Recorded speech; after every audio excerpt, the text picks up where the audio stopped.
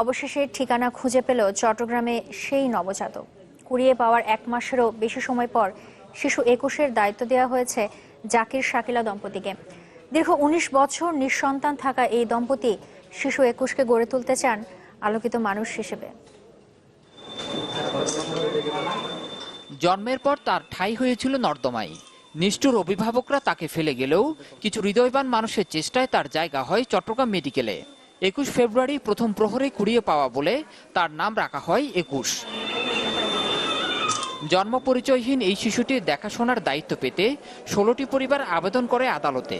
এদের মধ্যে শেষ পর্যন্ত শিশুটির দায়িত্ব পান চিকিৎসক জাকিরুল ইসলাম ও তার স্ত্রী। তবে তাকে নেয়ার আগে 10 লাখ টাকার শিক্ষা বীমা সহ বেশ কিছু শর্ত পূরণের আদেশ দেন আদালত।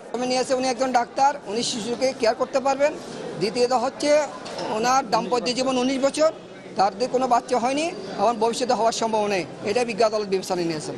শিক্ষা বীমাটা আগামী 10 তারিখের মধ্যে এটা করতে বলছে। এটা করার পর তারপর শিশুটাকে জিম্মে নিয়ে যেতে পারবেন উনি।